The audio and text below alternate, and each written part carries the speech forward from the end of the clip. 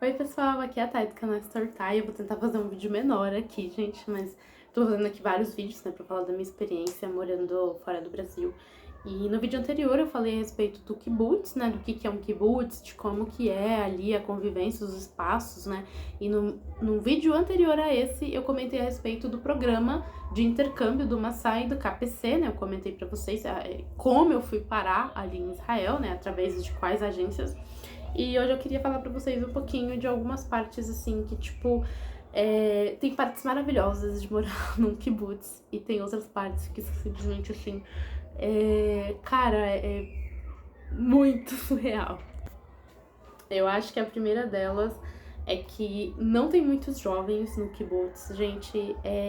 Primeiro porque quando os jovens eles fazem 18 anos, mais ou menos, aqui no Brasil a gente tem essa expectativa de que esse jovem vá fazer o Enem, né? Finalize o ensino médio, vá fazer o Enem, tente conseguir uma bolsa pra faculdade. Isso é uma coisa que, tipo, você tá no ensino médio e você tá pensando, que curso eu vou fazer na faculdade? O que eu vou fazer depois de terminar o ensino médio, né? O que eu vou trabalhar? E lá em Israel é uma cultura diferente, né? Quando eles estão no ensino médio, eles não estão pensando em faculdade. Porque todo mundo é obrigado a servir o exército, gente, tanto homens quanto mulheres. Eles vão terminar o ensino médio, terminou, já vai dar entrada para servir, né? Homens e mulheres. Os homens ficam por quase 3 anos servindo no exército, as mulheres acho que é mais ou menos uns 2 anos, uma coisa assim. Então eles pensam, né, eles passam o ensino médio pensando assim, onde eu vou servir, em que função, o que eu vou fazer, né, porque a certeza é de que eles vão servir. É muito difícil você ter uma dispensa. É óbvio que você tem, assim, os Haredi, né, em sua maioria, vamos chamar assim, tipo, os ortodoxos que não servem, mas isso é uma...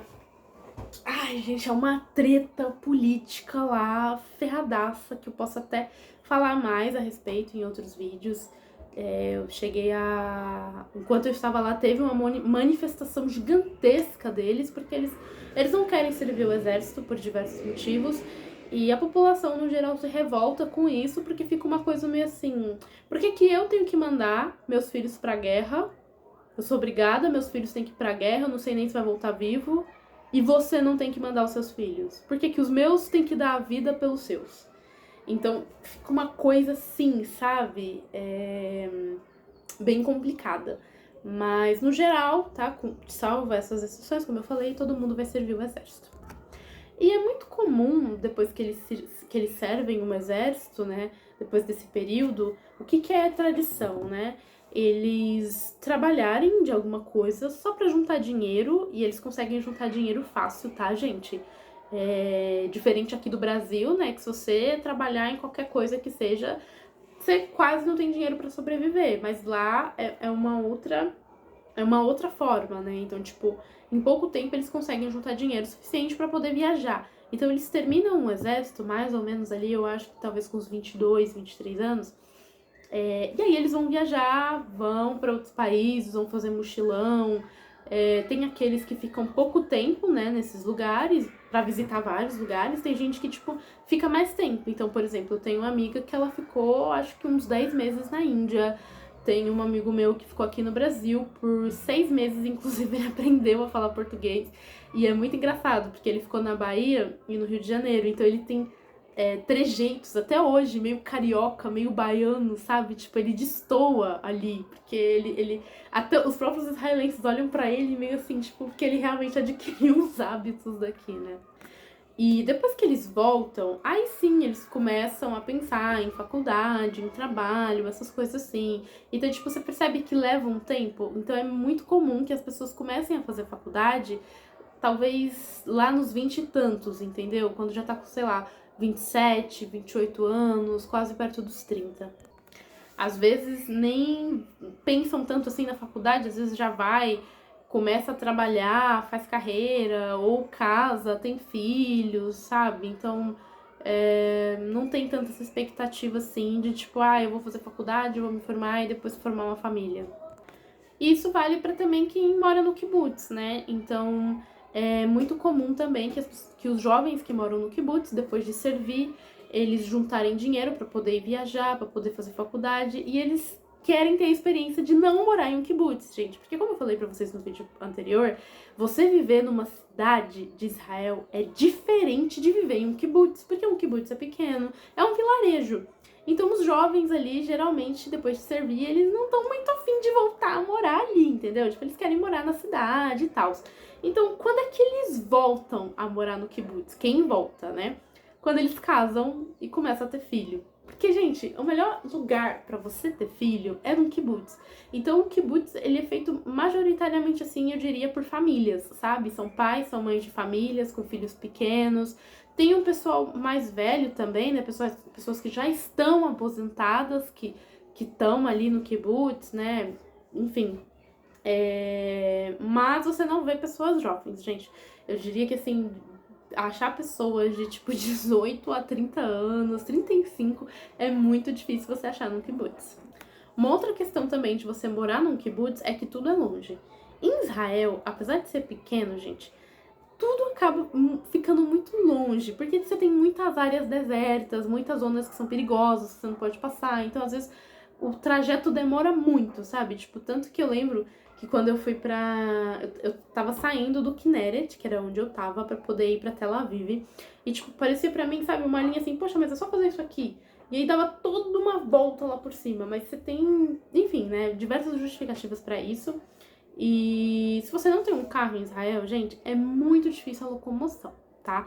Do lugar onde eu tava, tinha ponto de ônibus e tinha ônibus que levava pra diversos lugares, sabe? Tinha ônibus, por exemplo, que me levaria até Jerusalém. Só que é uma viagem, gente, que pode chegar a quase 4 horas. Vocês não estão entendendo, gente. É realmente muito longe e são ônibus que eles não passam com frequência. Esse ônibus, por exemplo, para Jerusalém, passava 3 vezes ao dia.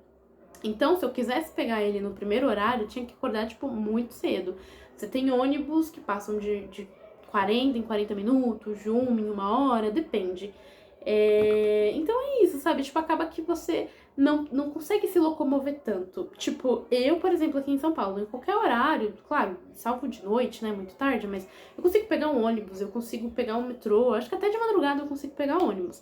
Então, pra mim, foi muito estranho, sabe? Não ter esse direito de ir e vir contínuo.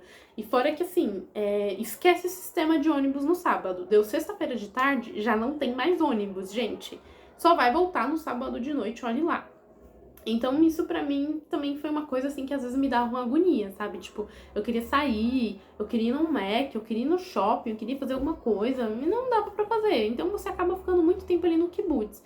O que, por um lado, é maravilhoso, gente, porque o lugar é belíssimo.